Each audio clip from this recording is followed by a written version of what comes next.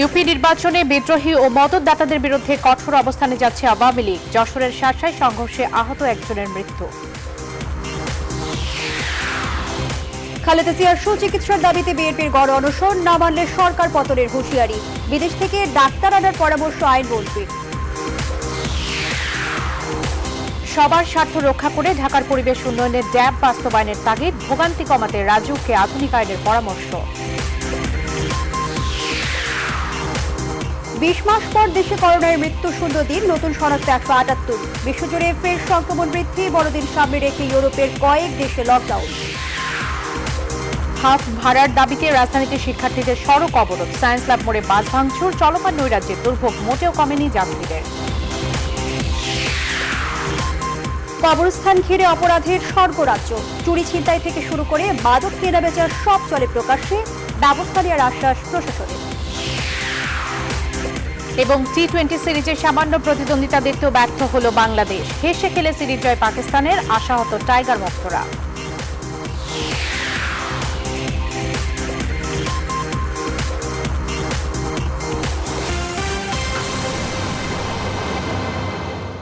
Rainbow antibacterial Paints এর SBIT technology দেয়ালকে রাখে সুরক্ষিত বছরের পর বছর। স্বাগত জানাচ্ছি নিউজ 24 রাত 10টার সংবাদে। পুরো সংবাদের সঙ্গে রয়েছে আমরা দুজন, আমি ফারনাজ জুই এবং আমি বাবলি ইয়াসমিন। দেখছিলেন শিরোনাম।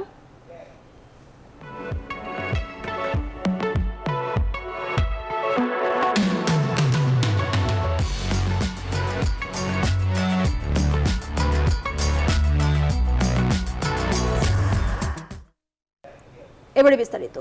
ইউপি নির্বাচনে বিদ্রোহী ও তাদের মদতদাতাদের বিরুদ্ধে কঠোর ব্যবস্থা নিতে যাচ্ছে আওয়ামী লীগ। এর মধ্যে সংগঠনের সম্পাদকরা তালিকা পেশ করেছেন। শুধু ঢাকা বিভাগেই বিদ্রোহীদের মদতদাতা হিসেবে নাম এসেছে 4 থেকে 5 জন মন্ত্রীর।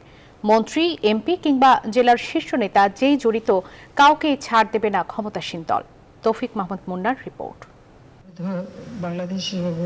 2 মাস পর শুক্রবার বিকালে গণভবনে অনুষ্ঠিত হয় আওয়ামী লীগের ওয়ার্কিং কমিটির বৈঠক। কয়েক দফার বিরতিতে প্রায় 6 ঘন্টা অনুষ্ঠিত হয় এই বৈঠক। বৈঠকে উঠে আসে ইউপি নির্বাচনে সহিংসতা সহ বিদ্রোহী এবং তাদের সাথে জড়িত মদতদাতাদের ইস্যু। প্রার্থী হবারও সুযোগ করে দেওয়া হয়েছিল। সবাই বিদ্রোহী এবং তাদের মদতদাতাদের নামের তালিকা পেশ করেন সাংগঠনিক সম্পাদকরা। উঠে আসে 4-5 মন্ত্রী সহ অনেক জেলার শীর্ষ নেতার নাম। আমার ডিভিশনে এখন 4-5 জন মন্ত্রী এমপির নাম আসছে, জেলা আওয়ামী লীগের প্রেসিডেন্ট সেক্রেটারির নাম আসছে। এবং সবচেয়ে শুধু বিদ্রোহী প্রার্থীদের চাইতে তাদের যারা মদত দিচ্ছে তাদের বিরুদ্ধে নেত্রীর অ্যাটিটিউড আরো কঠোর। যাদের বলার পরেও নির্বাচনের আগে বহিষ্কার করে না, এই সমস্ত জেলা এবং থানার নেতাদের বিরুদ্ধে ব্যবস্থা নেওয়ার জন্য নেত্রী বলছেন। এই বিদ্রোহী প্রার্থীদেরকে যারা মদত দিচ্ছে নির্বাচনে দাঁড়ানোর জন্য এবং নির্বাচনের সময় এই বিদ্রোহী প্রার্থীদের যারা মদত দিচ্ছে, এরকম দলের দায়িত্বশীল ব্যক্তিদের তালিকা প্রস্তুত করা। দলের শৃঙ্খলা বাইরে গেলেই কোনো ছাড় নেই, আবারও হুঁশিয়ারি দেন দলীয় প্রধান। অর্থাৎ একজনকে যদি বহিষ্কার করা হয়, সেটার জন্য দল কিছুটা হলেও ক্ষতিগ্রস্ত হয়। যারা দলীয় সিদ্ধান্ত অমান্য করে নির্বাচনে অংশ নিচ্ছে, তারা দলের আদর্শের চেয়ে তাদের ব্যক্তি স্বার্থটাকে প্রাধান্য দিচ্ছে। অথবা সেই ক্ষেত্রে তাকে তো শাস্তি পেতেই হবে। যে সমস্ত মন্ত্রী, এমপি, উপজেলা চেয়ারম্যান কিংবা জেলার নেতারা পর্যায়ে, প্রেসিডেন্ট সেক্রেটারি পর্যায়ে যারা বিদ্রোহীদের মদত দিচ্ছে, তাদের তিনি নোট করে রাখবেন। এবং আগামী যখন নির্বাচন হবে, যারা নৌকার বিরুদ্ধে মদত দিচ্ছে এখন, তাদেরই নৌকা আর জীবন দিবেন না। এবং জেলা পর্যায়ের যারা চেয়ারে বসে আছেন, সামনে যে কোনো সম্মেলনের সময় তাদের চেয়ার থেকে নামাই দেওয়া হবে। তৃতীয় ধাপ সহ বাকি ইউপি নির্বাচনে সহিংসতা বন্ধ করতে স্বরাষ্ট্রমন্ত্রী এবং আইন শৃঙ্খলা বাহিনীকে কঠোর নির্দেশ দিয়েছেন প্রধানমন্ত্রী ও দলীয় প্রধান শেখ হাসিনা। যেভাবে অত্যাচার করেছিল। তৌফিক মাহমুদ মুন্না, নিউজ 24, ঢাকা। যশোরের শার্শার বাগাছড়া ইউনিয়নে নির্বাচনী সহিংসতায় আহত বিদ্রোহী প্রার্থী সমর্থক মোস্তাফিজুর রহমান ধাবক চিকিৎসাধীন অবস্থায় মারা গেছেন। শনিবার ভোররাতে ঢাকা মেডিকেল কলেজ হাসপাতালে চিকিৎসাধীন অবস্থায় মারা যান তিনি।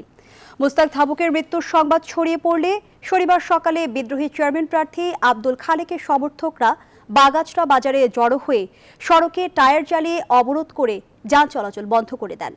এ সময় তারা নৌকার অফিস ভাঙচুর করে বিক্ষোভ করেন। খবর পেয়ে পুলিশ দ্রুত ঘটনাস্থলে গিয়ে পরিস্থিতি শান্ত করে। গেল 16 নভেম্বর রাতে নৌকার চেয়ারম্যান প্রার্থী ইলিয়াস কবির বকুলের সমর্থকরা ধারালো অস্ত্র দিয়ে মোস্তাফিজুর রহমান ধাবককে আহত করে। গুরুতর অবস্থায় তাকে ঢাকা মেডিকেলে ভর্তি করা হয়।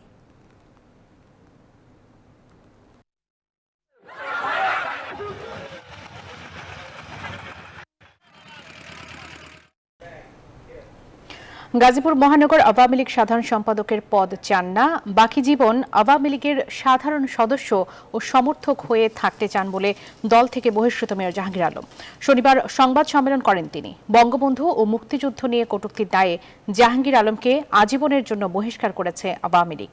আইনি ব্যবস্থার পাশাপাশি তাকে মেয়র পদ থেকে সরানোর দাবি উঠেছে। শুক্রবার আওয়ামী লীগের সর্বোচ্চ নীতি নির্ধারণী ফোরাম কার্যনির্বাহী সংসদের সভায় এ নির্দেশ দেন দলীয় প্রধান শেখ হাসিনা।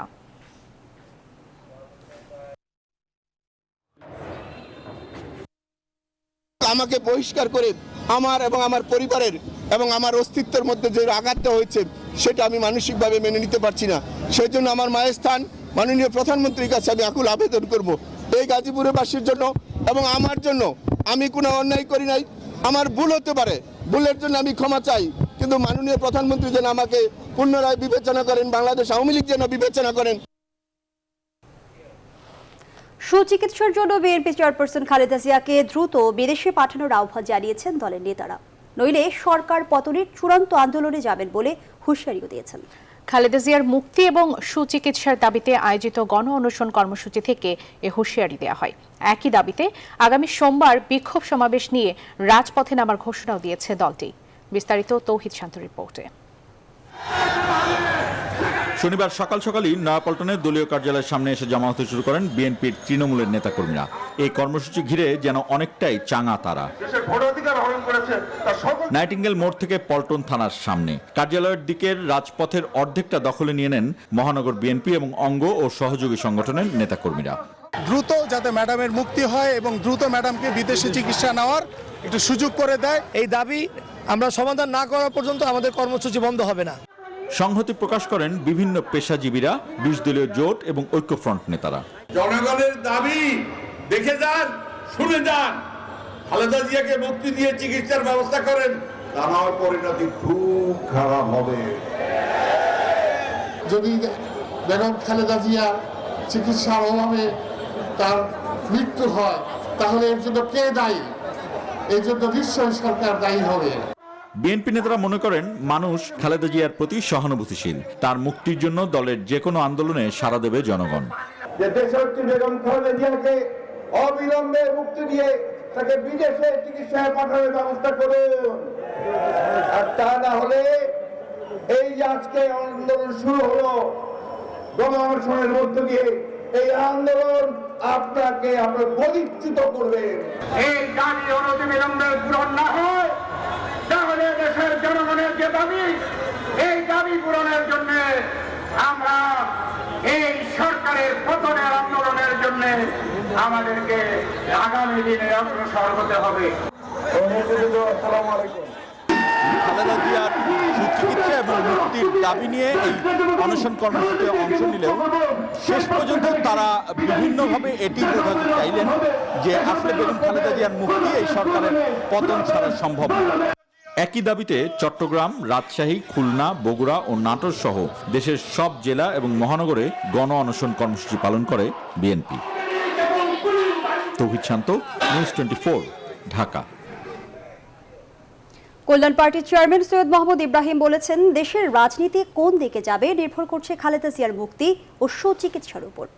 শনিবার রাজধানীতে সংবাদ সম্মেলনে এ মন্তব্য করেন তিনি। দেশের স্বাধীনতা ও সার্বভৌমত্ব রক্ষার স্বার্থে, বাংলাদেশের জনগণের মনের কষ্ট দূর করার স্বার্থে, বাংলাদেশের মানুষের সমাজে শান্তি শৃঙ্খলা বজায় রাখার স্বার্থে বর্তমান রাজনৈতিক সরকারের নিকট আমরা আবেদন করছি, আকুল আবেদন, বেগম খালেদা জিয়া সুচিকিৎসার জন্য বিদেশে যাওয়ার অনুমতি দিন, বন্দোবস্ত করুন। বিদেশ থেকে বড় ডাক্তার এনে চিকিৎসা করাতে চাইলে সরকার বাধা দেবে না। এক ভার্চুয়াল আলোচনায় এ মন্তব্য করেন আইনমন্ত্রী আনিসুল হক।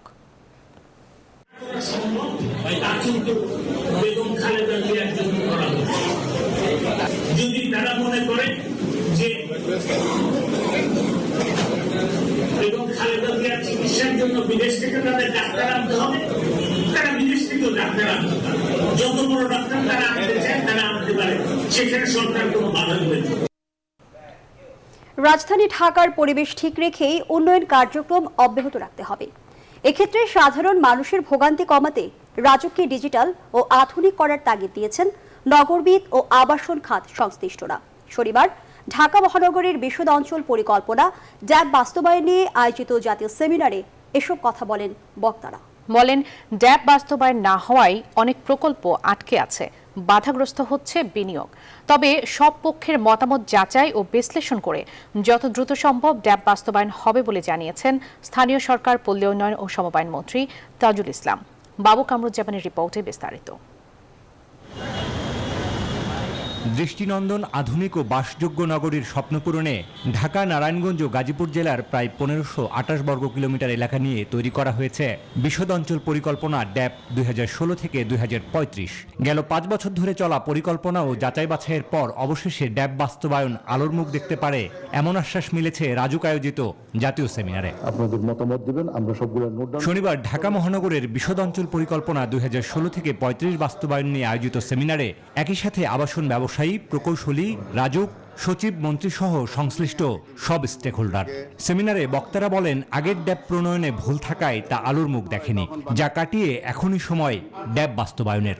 ড্যাবটা ফাইনাল না হওয়ার কারণে কিন্তু ওখানে অনেক রকমের বাধা তারা সম্মুখীন হচ্ছে, বাধাগ্রস্ত হচ্ছেন। তার জন্য আমি মনে করি যে এটাকে আমাদের তাড়াতাড়ি করতে হবে। অন্তত পক্ষে ঢাকা শহরে 50,000 লোকের প্ল্যান পাস হচ্ছে না এই ড্যাপের কারণে। এটা এমন কোনো জিনিস না যেটা পরিবর্তন হবে না। এই ড্যাপের রিভিউ কমিটি নিশ্চয়ই থাকবে, যাদের যেখানে অসুবিধা হবে সমন্বয় করবেন। রাজুককে এই যে ডিজিটালাইজ তো ডেফিনেটলি করতে হবে, প্ল্যানের ব্যাপারে সময় নির্ধারণ করতে হবে এবং মানুষের ভোগান্তিও কমাইতে হবে।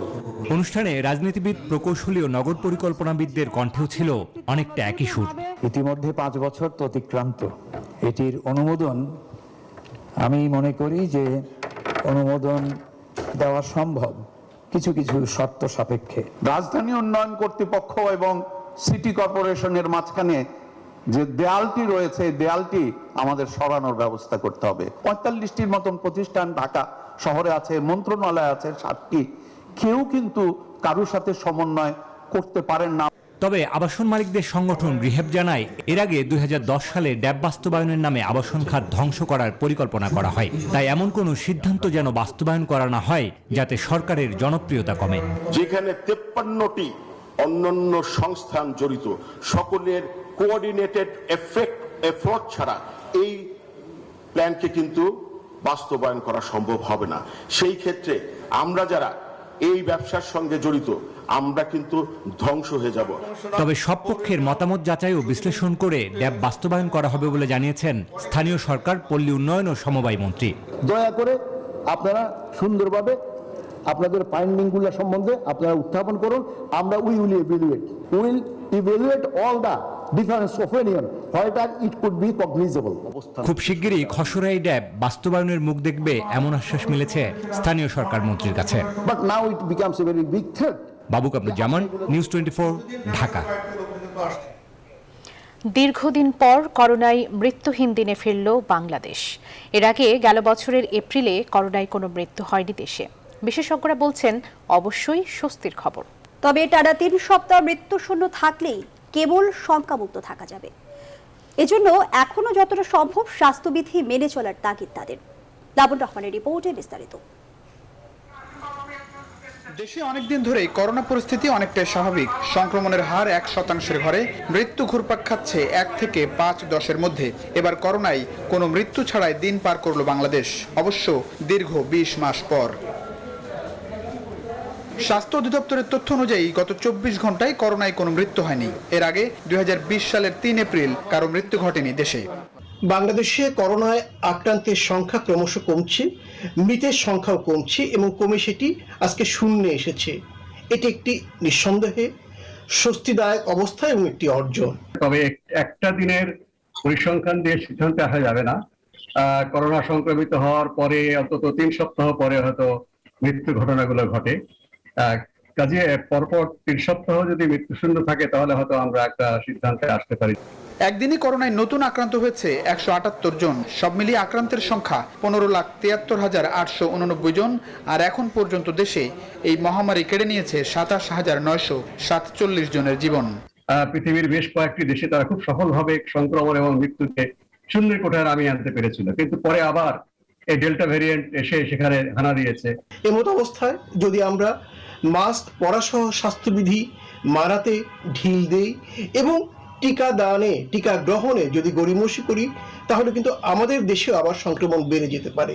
যে আগামী দিনগুলোতে আমাদের সবাইকে স্বাস্থ্যবিধি মেনে চলতে হবে। কাজে আমাদের কোনোভাবেই এখানে শিথিল হওয়া যাবে না। আমরা নিশ্চয়ই আমাদের স্বাভাবিক জীবনে ফেরত যাব, কারণ স্বাভাবিকতার জন্য তো জীবন, কিন্তু সতর্ক থাকতে হবে। 2020 সালের 8 মার্চ বাংলাদেশে প্রথম করোনা ভাইরাসের রোগী শনাক্ত হয়। এরপর প্রথম মৃত্যু ঘটে 10 দিন পর 18 মার্চ। সব মিলিয়ে প্রায় 1.5 বছর পর অনেকটা স্বস্তিতে বাংলাদেশ।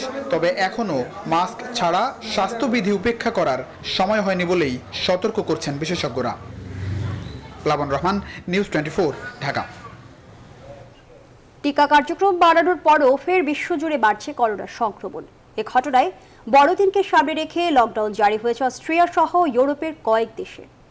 সংক্রমণ রোধে প্রাপ্তবয়স্কদের বুস্টার ডোজের অনুমোদন দিয়েছে যুক্তরাষ্ট্র। আসমাতুলির ডেস্ক রিপোর্ট।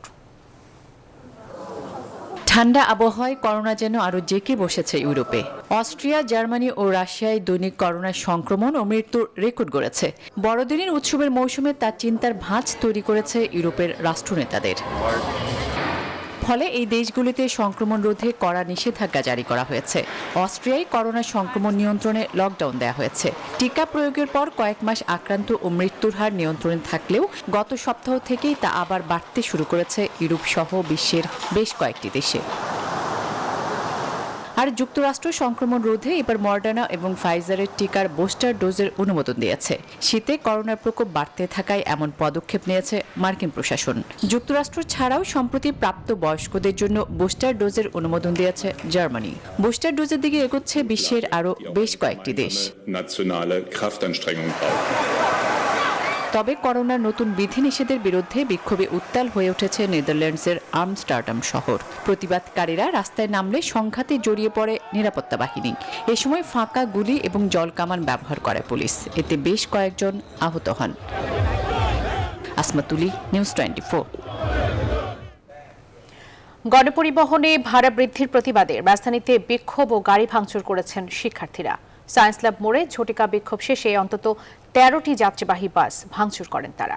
আর ডিজেলের মূল্য বৃদ্ধি পেলেও সিএনজি চালিত যানবাহন লেগুনা এমনকি রিকশা চালকরাও বাড়তি ভাড়া আদায় করছেন বলে অভিযোগ যাত্রীদের।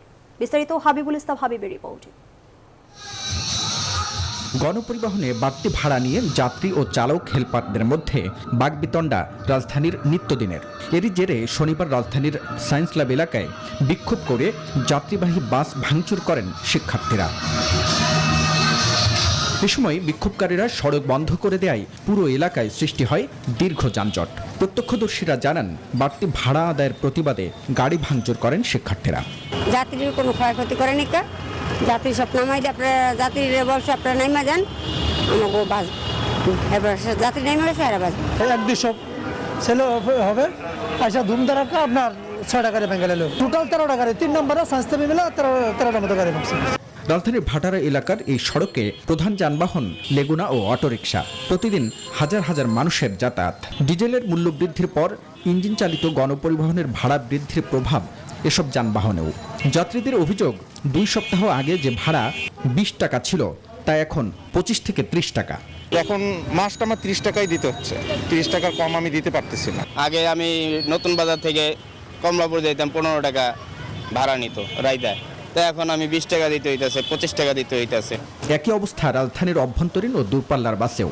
অনেকটা বাধ্য হয়েই বাড়তি ভাড়া দিয়ে গন্তব্যে যেতে হচ্ছে যাত্রীদের। কাঞ্চন ব্রিজের টিকিট 35 টাকা করছে, আগে ছিল 25 টাকা। কুড়িল বিশ্ব রোড থেকে গাছিয়া পর্যন্ত 40 টাকা নিত, এখন 50 টাকা নেয়। 220 টাকার মধ্যে আরো আপনার 40 টাকা বাড়তি ভাড়া আছে, এটা অসম্ভব না, অনেক মধ্যে গাড়ি পাই না। যত্রতত্র এই অবস্থার গ্রহণযোগ্য সমাধান চান ভুক্তভোগী সাধারণ মানুষ। Habibul Islam Habib, news 24, Dhaka. BNP chairperson Begum Khaleda জিয়ার মুক্তি এবং বিদেশে সুচিকিৎসার ব্যবস্থা করতে গণ অনশন করেছে কিশোরগঞ্জ জেলা বিএনপি। শনিবার সকাল থেকে দুপুর পর্যন্ত কিশোরগঞ্জ শহরের ঐতিহাসিক রথখোলা ময়দানে এ কর্মসূচি পালন করা হয়।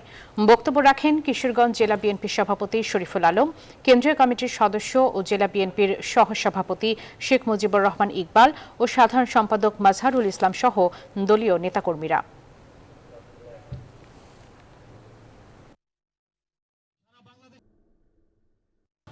আজকের এই অনশন কর্মসূচি আন্দোলনের একটি সূত্রপাত। সরকার যদি এই অনশন কর্মসূচির মাধ্যমে সরকারের যদি বোধগম্য হয় এবং বিবেক বিবেচনা হয়, অতি সত্বর দেশনেত্রী বেগম খালেদাকে বিদেশে উন্নত চিকিৎসার জন্য প্রেরণ করার ব্যবস্থা করবেন। যদি না করেন, আগামীতে আমাদের দলের আন্দোলন সংগ্রামের জন্য প্রস্তুত হওয়ার জন্য সকল নেতাকর্মীদের বলা হয়েছে। বারবার বলার পরও সীমান্ত হত্যা বন্ধ না হওয়া ভারতের জন্য লজ্জাজনক বলে মন্তব্য করেছেন পররাষ্ট্রমন্ত্রী। শনিবার গোপালগঞ্জে বঙ্গবন্ধুর সমাধিতে শ্রদ্ধা নিবেদন শেষে সাংবাদিকদের প্রশ্নে এ মন্তব্য করেন তিনি। পাহাড় ধস শুরুর আগে চলতি মাস থেকে ফের রোহিঙ্গাদের ভাষাঞ্চলে স্থানান্তর প্রক্রিয়া শুরু হবে বলেও জানান মন্ত্রী। বিস্তারিত জানাচ্ছেন লাকমিনা জেসমিন সোমা। বাংলাদেশ ভারত সীমান্তে অপরাধ ও হত্যাকাণ্ড শূন্যের কোটায় নিয়ে আসতে নিয়মিতই কাজ করছে বিজিবি ও বিএসএফ। তবে সম্প্রতিকালে বেশ কিছু অঞ্চলে ভারতীয় সীমান্তরক্ষী বাহিনী বিএসএফ এর গুলিতে প্রাণ হারান বাংলাদেশিরা। এ নিয়ে শনিবার গোপালগঞ্জের টুঙ্গিপাড়ায় প্রতিক্রিয়া জানান পররাষ্ট্রমন্ত্রী একে আব্দুল মোমেন। এটা আমাদের জন্য দুঃখের কাহিনী, আর ভারতের জন্য, ভারত সরকারের এত সব বলার পরে তারা মারে, তাদের জন্য একটা লজ্জার বিষয়। কারণ তারা তাদের যে অ্যাপারেটাস আছে, বিভিন্ন রকমের সিকিউরিটির লোক আছে, তাদের কাছে তাদের কেন বাণী পৌঁছায় না। সাংবাদিকদের প্রশ্নের জবাবে পররাষ্ট্রমন্ত্রী আরও বলেন, প্রায় 19,000 রোহিঙ্গাকে এ পর্যন্ত ভাষাঞ্চলে স্থানান্তর করা হয়েছে। চলতি মাসে পরের ধাপের রোহিঙ্গারা সেখানে যাবেন। প্রায় 350 মিলিয়ন টাকা খরচ করে ঘরদর তৈরি করেছে, কিন্তু সেইখানে নিয়ে গেছি আমরা 18,500, আর এর মধ্যে আমরা আবার শুরু করব, এই মাসেই আমরা আবার শুরু করব, এবং ওখানে আমরা সবাই যাদের নিচ্ছি সবাই স্বেচ্ছায় যাচ্ছে। গেল সপ্তাহে জাতিসংঘে রোহিঙ্গাদের মানবাধিকার প্রতিষ্ঠা সংক্রান্ত রেজুলেশন গৃহীত হয়। এবার তাদের প্রত্যাবাসন নিয়ে আশাবাদী পররাষ্ট্রমন্ত্রী। মায়ের উপর আরো চাপ পড়বে এবং ইনশাল্লাহ তারা তাদের লোকগুলো নেওয়ার জন্য, মায়ানমার কিন্তু আমাদের বলেছে যে তারা কখনো বলে নাই নিবে না। সিলেট মহানগর আওয়ামী লীগ নেতাদের নিয়ে বঙ্গবন্ধুর সমাধিতে ফুল দিয়ে শ্রদ্ধা নিবেদন শেষে পররাষ্ট্রমন্ত্রী বঙ্গবন্ধু এবং তার পরিবারের শহীদদের আত্মার মাগফিরাত কামনা করে দোয়া মোনাজাত করেন। লাকমিনা জেসমিন সোমা, নিউজ 24, ঢাকা। দেশের বৃহত্তম দুটি কবরস্থানকে কেন্দ্র করে অপরাধের নিরাপদ অভয়ারণ্য গড়ে তুলেছে অপরাধী চক্র। কবর দখল করে ঘর নির্মাণ, চুরি ছিনতাই থেকে শুরু করে মাদক কেনাবেচা, এমনকি দেহ ব্যবসার মতো অনৈতিক কর্মকাণ্ডের নিরাপদ জায়গা হিসেবে বেছে নেওয়া হচ্ছে কবরস্থানগুলোকে। এ বাস্তবতায় কর্তৃপক্ষ বলছেন বিষয়টি সম্পর্কে তারা অবগত। লোকমান বাবুর ক্যামেরায় বিস্তারিত দেখুন তাইমুর হাসান শুভর প্রতিবেদনে। রায়ের বাজার বুদ্ধিজীবী কবরস্থান 86 একর বিশিষ্ট দেশের সর্ববৃহৎ কবরস্থানটির মূল ফটকের ভেতরেই প্রতিদিন বসে মাদকের রমরমা হাট। বিশ্বাস করেন ভাই, এটা পিওর ভাই, একদম আপনি খাইলে বুঝতে পারবেন, সমস্যা নেই তো না। শুধু তাই নয়, নির্বিঘ্নে মাদক নিতে কবরস্থানের ভেতরেও আসর জমে প্রায় নিয়মিত। কবরস্থানের ভিতরে খায়, তাহলে মানুষের খারাপ লাগে না যে আমরা নিজের কাছে খারাপ, মানুষের খারাপ বলছেন। কবরের ভেতরেই খেলতে আসা এক তরুণের কাছে জানা গেল, শুধু মাদক বিক্রি কিংবা সেবন নয়, এখানে ছিনতাইয়ের মতো ঘটনা ঘটে অহরহ। ফোন ছিনতাই হয়েছে, এইরকম মানুষ ঘুরতে আসছে, ওরা তো বোঝে না, ঢুকে পরে কবরস্থানের ভিতরে, আর ওই সময় ছিনতাই হয় এইভাবেই। এদিকে দেশের দ্বিতীয় বৃহত্তম মিরপুর শহীদ বুদ্ধিজীবী কবরস্থানের চিত্র যেন আরো করুণ। এখানে মৃতদের কবর দখল করে ঘর নির্মাণ করে ভাড়াও দেয়া হয়েছে। এটা কি রুম আপনার ভাড়া নেন নিজের? হ্যাঁ, আমরা ভাড়াই থাকি, ভাড়া দেই, এর নাম জানি না, আমি নাম বলতে পারবো না। এই কবরস্থানটিতে বসে মাদকের জমজমাট আসর, তবে এখানে মাদক সেবন চলে কবরের ওপর বসেই। সকালবেলা বিকেল টাইমে আপনি দেখবেন না হইলো 500 জন এসে যাবে, 500 জনের বই দেখা যায়। আমি মাঝে মধ্যে আমিও টান দিই, আমিও টান দিই। খোঁজ নিয়ে জানা গেল প্রায় প্রতিটি কবরের ভেতরেই লুকিয়ে রাখা হয় মাদক। কৌশলে কথা বলতেই একটি কবরের ভেতর থেকে মাদক বের করে দেখালেন ইমন নামের এক মাদক সেবী। ভয় করে না তোর যে খাচ্ছে ভয় করে না? ভয় তো করি। শুধু দখল কিংবা মাদক বিক্রি করেই ক্ষান্ত হননি অপরাধীরা, কখনো কখনো ধর্ষণের মতো ঘটনা ঘটছে এখানে। বাইরে ঢুকানোর পর প্রথম 5-6 জন আইছে, আয়ার পরে ওরা আবার ফোন দিয়ে আরো 10-12 জন আনাইছে, আর এমন চিৎকার মারতেছে, এরপর সে ছাড়েনি। কিন্তু কবরস্থান সংরক্ষণ কিংবা নিরাপদ রাখতে ঘাটতি কোথায়? সিকিউরিটির দায়িত্ব কতজন আছে? একজনও নেই বর্তমানে সৈন্য পোস্ট। কি বলেন? হ্যাঁ, এত বড় কবরে সিকিউরিটি নেই? না, একজনও নেই। আচ্ছা, এই যে কবরস্থান পুরোটা কি আপনাদের বাউন্ডারি হয়েছে? না, বাউন্ডারি হয়েছিল, মানে বাইরে গেছে, নষ্ট হয়ে গেছে। অন্যদিকে এই কবরস্থানগুলো পবিত্র ও নিরাপদ রাখতে যথাযথ ব্যবস্থা নেওয়ার কথা জানিয়েছে ঢাকা উত্তর সিটি কর্পোরেশন। মিরপুর এবং রায়ের বাজার কবরস্থানে ওয়াল না থাকার কারণে মাঝে মধ্যে আমরা কিছু অনিয়ম এবং কিছু দুষ্কৃতিকারীদের অসামাজিক কিছু কার্যকলাপের খবর আমরা পাই। আমরা কয়েক দফা মোবাইল কোর্ট পরিচালনা করেছি এবং সেখানে আমরা ওয়াল করে কবরস্থানটিকে একেবারে নিরাপদ করার উদ্যোগ আমরা গ্রহণ করেছি। তাইমুর হাসান শুভ, নিউজ 24, ঢাকা। এবারে ফার্স্ট সিকিউরিটি ইসলামী ব্যাংক অর্থ বাণিজ্যের সংবাদ।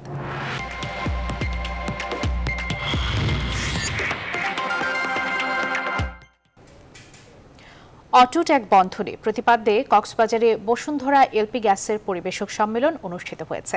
শনিবার সন্ধ্যায় হোটেল রয়্যাল টিউলিপের হলরুমে এই পরিবেশক সম্মেলন অনুষ্ঠিত হয়। বসুন্ধরা এলপি গ্যাস লিমিটেডের হেড অব সেলস প্রকৌশলী জাকারিয়া জালালের সভাপতিত্বে অনুষ্ঠিত সম্মেলনে অতিথি ছিলেন chief financial officer Mahbub Alam ও ব্র্যান্ড অ্যান্ড মার্কেটিং সেক্টর 1-এর সিইও MM জসিমউদ্দিন। এছাড়া সারা দেশ থেকে 3 শতাধিক পরিবেশক ও 1.5 শতাধিক কর্মকর্তা অংশ নেন। পরে বিক্রয় বিবেচনায় সেরা পরিবেশকদের মাঝে পুরস্কার বিতরণ করা হয়।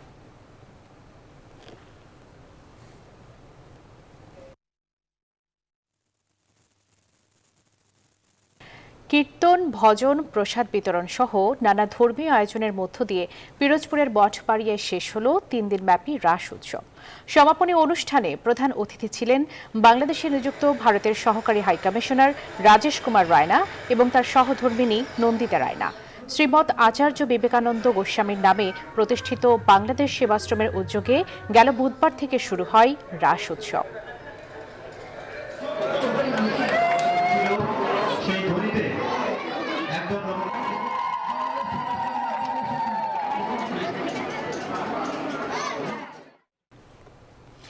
এবারে শিশু দিবস নিয়ে বিশেষ আয়োজন।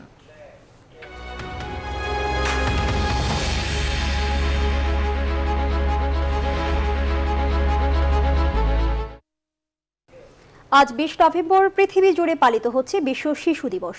জানবো শিশুদের পুষ্টি সম্পর্কিত গুরুত্বপূর্ণ কিছু তথ্য। জানেন, অনেক বাচ্চা পরিপূর্ণ পুষ্টি পায় না, ফলে তারা সুস্থ স্বাভাবিকভাবে বেড়ে ওঠার দিক থেকে বঞ্চিত হচ্ছে। যেমন ধরেন, 6 থেকে 14 বছর বয়সী বাচ্চাদের মধ্যে প্রতি 5 জনের 1 জন ক্যালসিয়ামের অভাবে হাড়ের গঠন সঠিকভাবে হয় না।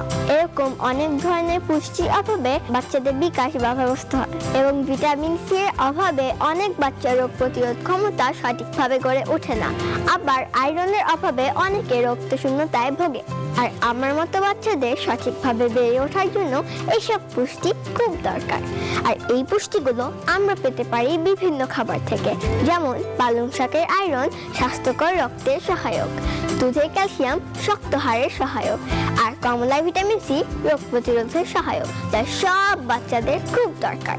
তাই বাংলাদেশের উন্নত ভবিষ্যতের জন্য চলুন এই বিশ্ব শিশু দিবসে শপথ করি যে এখন থেকে বাচ্চাদের পুষ্টির প্রতি বেশি করে খেয়াল রাখবো। সবাইকে বিশ্ব শিশু দিবসের শুভেচ্ছা। জানাবো খেলার খবর। টানা 3 টি20 সিরিজ জয়ের পর ঘরের মাঠে পাকিস্তানের বিপক্ষে সিরিজ হারের স্বাদ পেল বাংলাদেশ। 3 ম্যাচ সিরিজের দ্বিতীয় ম্যাচে সফরকারীদের বিপক্ষে 8 উইকেটে হেরেছে টাইগাররা। ব্যাটিং, বোলিং কিংবা ফিল্ডিং 3 বিভাগেই যাচ্ছে তাই অবস্থা মাহমুদুল্লাহ বাহিনীর। বিস্তারিত গালিব ইবনে রিয়াজের ম্যাচ রিপোর্টে। এ এক এমন ধূম্রজালের বৃত্ত যার ভেতর থেকে বের হওয়ার পথ যেন অজানা বাংলাদেশের ক্রিকেটের। দলের ব্যাটিং লাইনআপে আমূল পরিবর্তনের পরও টানা হারে হাবুডুবু খাচ্ছে মাহমুদুল্লাহ বাহিনী। পাকিস্তানের বিপক্ষে সিরিজের দ্বিতীয় ম্যাচেই সিরিজ হাতছাড়া টাইগারদের। এদিনও টস জিতে ব্যাটিংয়ে বাংলাদেশ, টস জয়ের ধারাবাহিকতায় যেন ফুটে উঠল ওপেনিংয়ে। পাকিস্তানি পেস আক্রমণের সামনে হজবরল অবস্থা দুই ওপেনারের। দলীয় 5 রানেই সাজঘরের পথে সাইফ নাইম। এরপর যা রান আসে শান্ত আর আফিফের ব্যাট থেকে। আফিফ মন্দের ভালো 21 বলে খেলেন 20 রানের ইনিংস। তবে শান্ত আশা জাগালেও বরাবরের মতো পারেননি ইনিংস লম্বা করতে, থামেন 40 রানে। এরপর বাকি ব্যাটসম্যানরা শুধু 20 ওভার পর্যন্ত খেলেছেনই, যেখানে টি-20 ক্রিকেটে বলার মতো স্কোর করতে পারেননি কেউই। 7 উইকেটে বাংলাদেশের সংগ্রহ 108 রান। এমন মামুলি রান নিয়ে মিরপুরের উইকেটে হয়তো মাহমুদুল্লাহ ফাইটিং এর স্বপ্ন দেখতেই পারেন। তবে মাঠের বাইরে থাকা কোটি ক্রিকেট ভক্তদের বোঝা সারা দুর্দান্ত ফর্মে থাকা পাকিস্তানের সামনে এই স্কোর ছেলে খেলার সমান। পাকিস্তান ইনিংসে বলার মতো টাইগারদের সাফল্য শুধু মুস্তাফিজের বলে বাবর আজমের, আর প্রথম ম্যাচে অবহেলিত লেগি বলার আমিনুলের বলে রিজওয়ানের উইকেট। আর ব্যর্থতার খাতায় সহজ একাধিক ক্যাচ ফেলে দেওয়া। রিজওয়ান করেন 39 রান আর ফকর জামান অপরাজিত থাকেন 57 রানে। বাংলার ক্রিকেটকে যারা মনের গভীরে লালন করে সেই কোটি ভক্তদের মনে প্রশ্ন জাগতেই পারে, নিজেদের দুর্বলতাকে সঙ্গী করে মাঠে নেমে হারের লজ্জা নিয়ে মাথা নিচু করে আর কতকাল মাঠ ছাড়বে বাংলাদেশ। গালিব ইবনে রিয়াজ, নিউজ 24। ডিপ্লোম্যাটিক গলফ অ্যাসোসিয়েশনের আয়োজনে ঢাকার কুর্মিটোলা গলফ ক্লাবে অনুষ্ঠিত হলো প্রীতি গলফ টুর্নামেন্ট। এতে অংশ নেন ঢাকায় নিযুক্ত বিভিন্ন দেশের রাষ্ট্রদূত ও বিশিষ্ট ব্যবসায়ীরা। ঢাকা ডিপ্লোম্যাটিক গলফ অ্যাসোসিয়েশন ডিডিজিএ এর প্রেসিডেন্ট এবং বাংলাদেশে নিযুক্ত ভারতীয় হাইকমিশনার বিক্রম কুমার দোরাইস্বামী বলেন, এদেশের আর্থ-সামাজিক উন্নয়নে প্রত্যক্ষ পরোক্ষভাবে বিশেষ ভূমিকা পালন করে যাচ্ছে ডিডিজিএ। টুর্নামেন্টে অংশ নেন বাংলাদেশ সহ ভুটান, ব্রাজিল, চীন, কোরিয়া, জাপান, তুরস্ক, মালদ্বীপ, Indonesia, Netherlands, Switzerland, Bharat, Pakistan, কসোভোর রাষ্ট্রদূত, টাইগার গলফ ক্লাবের সদস্য, দেশি বিদেশি কর্পোরেট প্রতিষ্ঠানের হেড সহ আরও অনেকে।